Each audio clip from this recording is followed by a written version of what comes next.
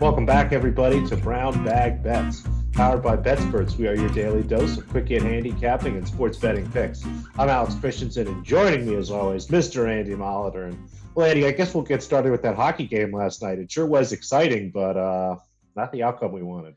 Not what I was looking for, but still, yeah, it was a good game, and like the jokes about the motorcycles and the cocaine and all that, like playoff, sudden death overtime hockey, yeah, it is a whole thing. So that was very exciting. It's funny too because I was like dying for them to get their ass in gear in New York so I could flip to hockey. I right now in my living room I only have the one TV. I guess I could have pulled up a stream, but I was trying to see who won best in show. I had some I didn't have any bets on that. I wish I could bet on that, but I always like to see who Bloodhound, and I've been traditionally horrible at guessing. I think between my wife, my daughter, and I, we guessed like 5 of the 7 dogs, and none of them were the Bloodhound. So, congrats to the Bloodhound winning best in show. And then I flipped over to hockey, and shit, that was great. And yeah, they did probably have a gripe there in Tampa about the probably should have called it too many men on the ice call the way I understand it now. So such is life. We will just cheer for Tampa Bay in game Just need one number more. Come on. game number 5. Just need them to go to Colorado and win because that's always been easy. So they will get some time to re what do you call it? Just like regroup your Regroup, poop, reset, and refocus, then retool. all the pressure really sometimes is on the team trying to close it out. It's hard to get that last one. So congrats to congrats to whoever takes us down, but I'm just hoping it takes a little longer. Um and then yeah, today's a big day. The NBA draft will be today. We have USFL football this weekend. Finally, meaningful. So my team I bet on hasn't lost in a long time. Nothing like the Gonzaga Bulldogs ticket I had, where they hadn't lost in like 3 months and then lost in the only game that mattered to me. So we'll hope we can get over the hump with one of these football futures. But yeah, let's take a look at the NBA draft board, and yeah, some of these kind of have settled. So these are the ones you're in on. Yeah, this is kind of what's left. As I'm sure everyone's seen, there's been a ton of information this morning. We woke up this morning. Paolo was the favorite to be number one, most places, minus 150 or so. Not a huge favorite, but Woj comes out and tweets that it's Jabari number one. The market moves hugely towards Jabari. Gets out to minus 1,000, minus 10,000 in some places, even that aren't really taking a bet at that number. But it looks like the odds for one, now two, and even three have been pulled just about everywhere.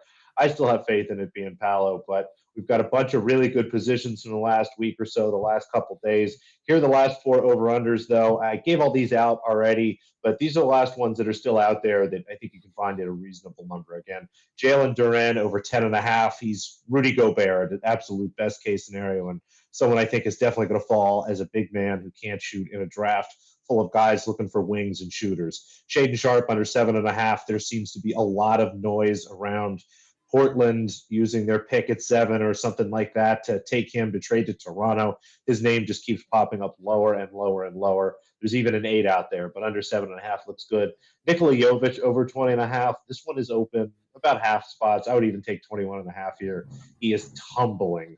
He might even fall out of the first round. Probably won't, but again, I see him in the mid 20s, not closer to 2021 where the number is. And then Wendell Moore Jr. over 27. Again, some red flags popping up for him. We think that he might actually fall out of the first round. So honestly, over 27, over 28, over 29, that's fine. I think he ends up being in the second round, so we'll see him 30 or higher. So those are the four. Again, you probably already have these, so just double check. If not, those are the four best bets you have now. And again, if you have a book for some reason that has odds open on the number one pick, just take some Palo, whatever number they got, as much as they'll let you take. That's who we think goes number one. So that'll be my official pick for number one. I have no clue who goes number two, and I frankly don't care.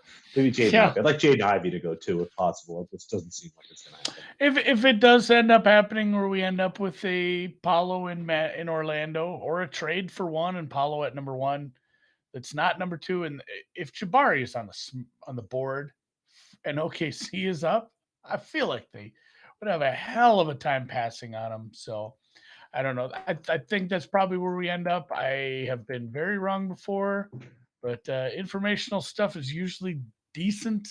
And then, yeah, we got to see what in the new world of betting, where everybody who has the DraftKings app can bet, what a Waj tweet can do to a market. It was hilarious. Also, I just think like some of these guys who maybe haven't booked some of these events before are just like, fuck this.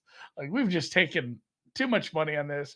Just set it at minus 10,000 so nobody can bet. It's better than putting the lock symbol on. Like it's the same thing. You might set it minus 10,000 or you put the lock symbol on. It's the exact same thing. Like anything you take is going to be negligible, but you don't have to. No one has to say like, "Oh, they're not even taking money on it." Like it's just, "Oh my God, look how far it moved." So it's interesting. It is starting to level out. There's been interesting movement with some of the offerings at some of the exchanges that are offering much more liquidity than the legal book. So we will see. We have like 9.5 hours left. Jesus Christ. Oh, eight Is and a that how half long it hours. is? Good God, I Eight don't and a know. half. Is it 8 Eastern? It's Well, they usually ain't eight, gonna 8:30. draft right I away. honestly have no idea. Christ, it's gonna take a long time. It'll never So, be over. all Coverage right, well, starts at 8 yeah. Eastern. So the first pick probably happens at like 8:30 Eastern, Yeah, we're and yeah, lucky. most of the offshores do have the 1, 2, and 3 markets down, which is not any fun for betting purposes. But I guess Who they've could blame them? taken, yeah, they've taken what they wanted to take, and they ain't taking anymore. It'll be extremely fun to have some things go right tonight. Who knows? We'll get there. And until then, we'll talk some golf. I do have a Mhm. first round bet that has not started. My bets have been some are okay and some are not okay. So like It's early. Cameron Champ hasn't started yet, but I have a Matthew Neesmith bet over him for the tournament. I'm winning that by 5. Mm. One of my guys, Brendan Steele, has not started yet, but he's going to start with at least it's looking like a 3 or 4 stroke head start. Jason Day sucks. And then I also bet Tom Hoagie over Cam Davis. He's currently down by 9. I am That's very not good. glad I did the -1.5 and laid less juice on it. My best future, Davis Riley, Luke List, Tony Finau are under, but none of my futures have gotten out to a hot start. Let's hope Aaron Wise has a nice afternoon to get me somewhere. Mito Pereira was on the outright card. He is currently pondering ways to not have to come back to the golf course tomorrow because he is way behind. So one I do have yet this afternoon is Adam Long over Mackenzie USFL. Hughes. Just yeah, just straight up Adam Long over Mackenzie Hughes. I'm not playing any not playing the half stroke here. The price was decent. I need to get faster at this. I had an Aaron Rye over at Harris English look that I liked when I scraped it at -126. I went back to the book and it had been a day, and that price was -160 or something horrid. Like, oh, like it's nice little confirmation bias. Like, oh, that would have been a good that would have been a good bet. Like I was right. My ratings agree with the market and as a whole, but it sucked that I didn't bet it. So something I did get as an underdog to Mackenzie Hughes, Adam Long. Adam Long is much, much, much, much better at finding the greens than Mackenzie Hughes over a decent sample size. I have him as a better course fit, and their form right now very similar. But as far as greens and regulations, fairway finding, and course fit, I have Mackenzie Hughes would be a dog for me in this matchup. And they do charge a decent over round on these matchups. So it's -108 is the underdog by a bit. The favorite was -122. So you pay out the nose for these matchups. Like hitting 53% in matchups isn't going to get it done for the most part, unless you're betting a lot of dogs. So I do need to win more than that. I'm trying my best, guys. So Adam Long over Mackenzie Just Hughes math. -108. This was something that was a bookmaker this morning or last night when I bet it. I guess it starts at about an hour and 20 minutes. So I'm going to make sure it's still up. Hell, you can get a better price. Market disagreed. You can get long at even money right now. Ooh. I might take it again. I don't even care. I just need Kevin Kisner to maybe suck a little more. I hate when they show his shots. That means it was a good shot. All right, par putt for him. All right. Tennis? Sometimes they show misses. Eastbourne doubles? Are we playing that? No Eastbourne doubles. Just bet Serena, I guess. He just keeps winning. But we do have one match. And again, similar to yesterday, we're going to bet Halep, and it starts soon. Looks like it'll be just after the show here. Again, Eastbourne's all in play. So nothing for you tomorrow morning yet. Just don't have odds. But in Bad Homburg, we go back again. Halep will be the last match of the day there. Starts just after the show. I bet this at a worse number yesterday. It was -3 games yesterday, and I was happy to bet that. It's actually a 2 and even a 2.5 some spots. She plays against Amanda Anisimova. Again, Halep, I think, continues to be underrated on grass. Everyone thinks of her as a clay player, in the market for whatever reason is still catching up to a former Wimbledon champion on a surface that she shows a lot of aptitudes towards. And Anisimova is someone that gets bet on. I'm a little disappointed myself for not waiting. She generally takes support in the market, and that's what we've seen. But happy to take Halep here. I have this again 3.5, not quite 4 games myself. Take her money line too. I think she's around -140, -150. If you want to play that straight up, that's fine. But I'm always happy to lay the 2.5 games. Generally, when she wins comfortably. So give me Halep today, any which way you like it. Any which way but loose. Ooh, Rory, real close on an eagle putt. Yeah, the Mito tickets may not cash, Patrick. That is true. And thank you, Patrick, for joining the YouTube chat every day and chatting with us. If you're in that YouTube chat, hit the thumbs up. I'm going to say it in the middle of the show instead of the end today, so somebody hears it. Thumbs up, help us out on YouTube. It's the least you can do. The USFL is this weekend. I haven't paid attention to anything outside of Mondays. It's kind of like I told Dan this. Producer Dan talked me into the winning ticket on the F1 race. And when I was, sometimes my tracking over the weekend gets a little loosey goosey. I have to do some catch up Monday morning. And I went back and I'm like, oh, I have a future on F1. Did this happen yesterday? It turns out it happened 2 days before. I went and looked, and sure enough, I had a winner. So sometimes that's kind of my USFL experience. I don't bet it every week, but I do have a future. So about every Monday, I go back and look like, oh yeah, did my team do good this week? And the answer has always been yes. They lost their first game of the season, and they haven't lost since. They are in a 9-game winning streak. My New Jersey Generals. Somebody, again, a helpful Twitter helper DM'd me, kind of told me that there was some goofy stuff going on with the how the playoffs work, and he said like some of these numbers are probably just too big. I dug into again a friend's stats, Eric Eager, and some of the PFF guys had done some light EPA per play stuff with the USFL. I said, honestly, it's blind squirrel shit. Like there's 2 or 3 teams that were like 2-1. And I looked and I said, well, this team has some decent metrics. So I bet the Generals at like 7.5 to 1. I gave it out on the show even at 5.5. I think they're down to 2-1. And the way this will work is it is plus 200. Yeah, plus 150 and plus 200 for the 2 favorites. So there's only 4 teams that make the playoff. Like every game in the USFL, it's at a neutral site. It won't be at Birmingham, Alabama anymore. They're moving north. This is in Canton, Ohio, which is I don't know if that's like their live thing, like thumbing it at the NFL, because that's where the NFL Hall of Fame is. I'm not sure. I think just does seem pretty on the nose. There's a nice stadium too. So good job to them for doing that, I guess. But it will be neutral sites for these semifinals this weekend. You can see Generals are favored. They have played the Stars twice.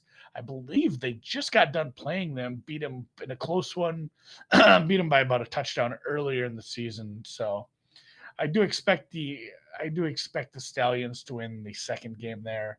The Generals, I guess I'm just a fatalist. I'm nervous about my future, but I'll be happy if they can get this one done. No hedge, never hedge. I won't. It should be damn near a pick 'em. I would expect if the Stallions move on, the Generals would be a 1.5, 2-point underdog in the final. If the Breakers win, we'd be looking at a plus 700 ticket for about -150 at that point. So I'll be cheering for the Generals and the Breakers this weekend, and maybe we'll bring someone on next week. Maybe I'll talk you into coming on and talking. I think he was visiting my neck of the woods this summer. He has family in Minnesota and Wisconsin, but we were texting trying to get together, and he said, I may have to drive back to Ohio for USFL playoff games. So I think he might be going to some of these. So I'll see if I can Might get him as on well. to talk. We'll get somebody. I know a few people are better. I'll find somebody to come talk USFL championship game next week, and hope to God it's my New Jersey. It's Generals. horrible. Like I haven't watched any, but I expect it to be horrible football. That's what passed it Because on TV a couple times. my team is like a running team. Like Yeah, I that's all remember you they do. saying this. That's why you like them. Yeah, it's a horror. It's a good EPA per play, and they actually have a good defense too. But it's like running and defense. Like it's like a good team from the '60s, and that flies in the USFL because they have two really good running backs. But I don't know if I can watch a team that just runs the ball and relies on defense. That Don't doesn't watch sound it. like that sounds like Don't something watch I would it. just set up score alerts for. So Well, it's score hard. The alerts for that totals one. have come up. Like the one total's 47, the other one was 44. I mean, we're looking at in the 30s to start the season. So apparently, the market has them playing an actual football game now. That's fun. Yeah, people have. I mean, there's been some scoring, and while, like I said, New Jersey has a very good defense. Philly's scored quite a bit. Philly's a good scoring team. Their offense has been one of the better ones in the league. I think they're over 25 points per game. So it's irresistible force, immovable object with a good defense and a great offense. So we'll see. And to be fair, the Generals' offense, while it is run based, it is very good as well. So maybe looking at it over there. And in the Slack chat, the betting talk, RAS Slack chat, abnormally distributed said he's on the long train too.